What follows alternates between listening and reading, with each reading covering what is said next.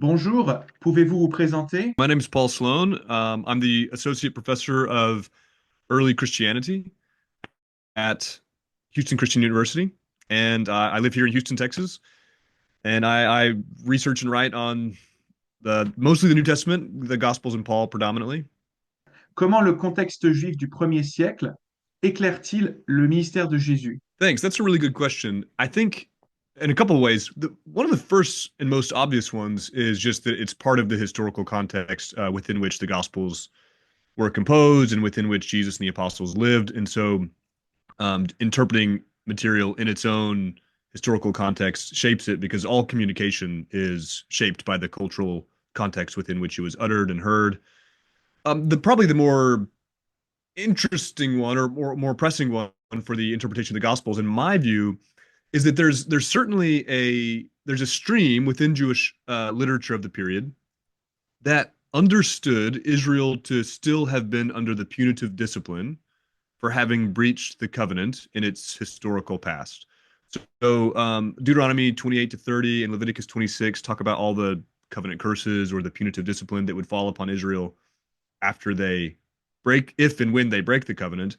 And that discipline consists of exile and captivity to the nations and their powers, that sort of thing. And of course, within the Hebrew Bible or the Old Testament, this obtains in the Babylonian captivity and continued subjection to Persia, etc.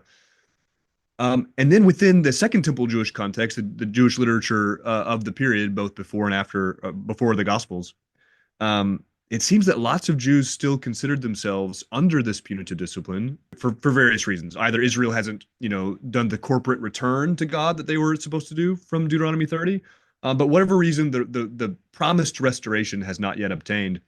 And so within lots of Jewish texts of the period, a predominant question was, how are we to return to God? Because Deuteronomy and the prophets say, return to me and you can experience the restoration. How shall we return? And in different Jewish texts, different Jewish groups give different answers to that question. And often their answer entails that they ought to keep the law in the way that that particular text thinks. I think the Gospels are participating in this very question and this very discourse, and they're presenting Jesus as the one who has the authoritative answer to this particular question. How are we, Israel, to return to God and experience the restoration? Getting that context, to answer your question more specifically, getting that context really shapes both, I think, your understanding of the gospel narratives generally, but also particularly the kind of discourse that Jesus gets in with his contemporaries. So that when you see Jesus debating the law with his contemporaries, it's not some sort of uh, um, Jesus representing Christianity debating another religion called Judaism. It's Jesus, the Messiah of Israel, having an intramural discourse about the proper interpretation of the law, given the incoming restoration that he himself is heralding. Que voulait dire Jésus lorsqu'il a affirmé qu'il n'était pas venu abolir mais accomplir la loi?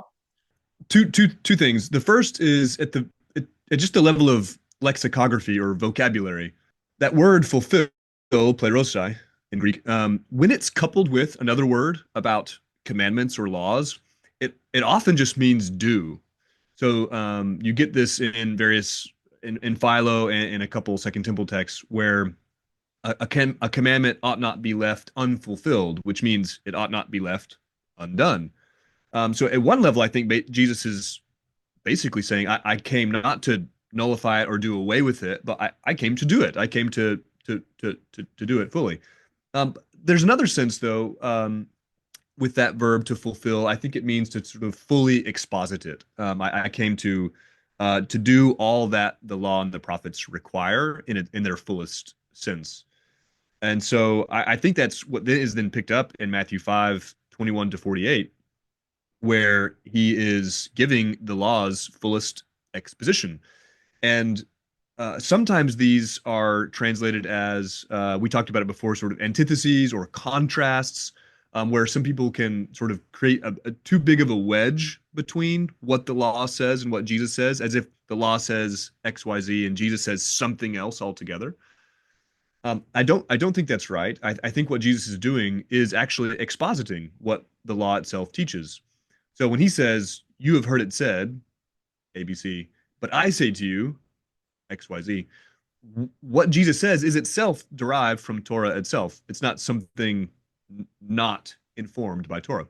So I'll give one example, and then if we can go from there. He says, the law, you have heard it said, do not commit adultery, but I say to you, do not even look at a woman with lust. Um, Sometimes that's taken to be sort of an intensification, like, well, the law simply regulates your external actions, but Jesus, is more interested in what's going on in your heart or your eyes. Now, at one level, I understand it is true, right, that Jesus does want people to cultivate their hearts and what they think about and what they do with their hearts.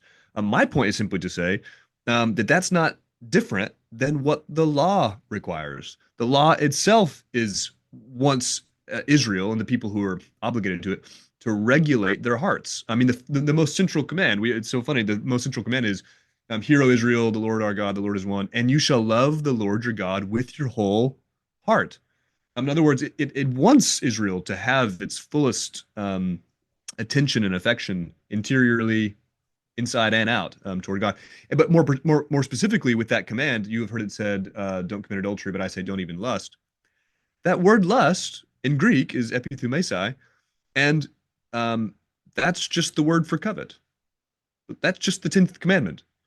So in other words, he's not saying the law says X and I say something else about your interior disposition. He's saying I think it's the seventh commandment prohibits adultery, and the 10th commandment prohibits coveting, lust. So once you've violated coveting or lust, you've already violated adultery in your heart. So in other words, he's interpreting one commandment in light of another. He's not sort of intensifying with something else that isn't legally informed. Anyway, I could say more, but I think that works for lots of those examples. Jésus s'oppose-t-il au légalisme, au nationalisme ou à l'externalisme dans les évangiles? Some people think that the problem that Jesus had with his contemporaries was legalism, the notion that they're trying to merit their salvation by a scrupulous keeping of all these laws, and it's often used in a pejorative or insulting way that, oh, that person's really legalistic. I don't think that's at stake. It, fellow, Jesus's fellow Jews understood that the law provided forgiveness for transgression through the sacrificial system, and that perfection and this sinlessness was not required to be a person in good covenant standing.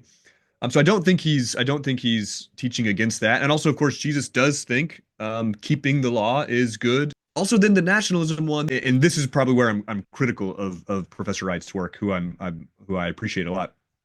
He thinks one of the views that Jesus is critiquing is violent nationalism, and to the degree that the law itself sort of inscribed Israel's national identity, he thought that that was now being set aside because Jesus is fulfilling the kingdom and ushering, bringing all the nations in, and so that now that all the nations are in, Israel needs to stop doing, or all the things that distinguish them are gonna fall away. I don't think that's right. I think Israel can remain distinct even once the nations are included. So there's a distinction between sort of inclusion and distinction. Everyone can be included with distinction still obtaining. So I think that once the nations are in, that doesn't mean that Israel stops being distinctive. And I don't think he's against externals. He explicitly requires the healed leper to go do the purification ritual that's required of him. That's Mark 140 and all the parallels. So what I think he is actually critiquing is transgression. Basically, he thinks other Jewish groups aren't keeping the law as they ought to, and so he critiques them or criticizes them for their transgression of the law. The odd thing to me is that this is just explicit. I mean, every time he talks to the Pharisees, he says, "You guys don't keep the law," right? This is actually the central dispute in Mark 7 is they accuse him about not walking according to the traditions of the elders, and he just turns it or sort of turns the volume up and says, "Well, you guys don't walk according to the commandments." So his criticism of the Pharisees is explicitly transgression of the law, not that they're sort of overdoing it. He thinks they're not doing it. So what is he advocating for? I think he's advocating for Israel to return to fidelity to God, which will be expressed through their allegiance to the Messiah and keeping the Messiah's interpretation of the law. which is what you then get in the Gospels. Particularly, of course, you get a long exposition of it in Matthew 5 through 7. Comment pouvons-nous prier pour vous? That's a really dear question. I'll keep it simple and say just me and my family. I've got three young kids, 6-year-old, 4-year-old, and a 1-year-old. So we've got a lot of energy in the house. It's a lot of fun, but just the daily wear and tear, praying for their hearts and minds and bodies to be well, and for us as parents to be good, gentle, wise parents.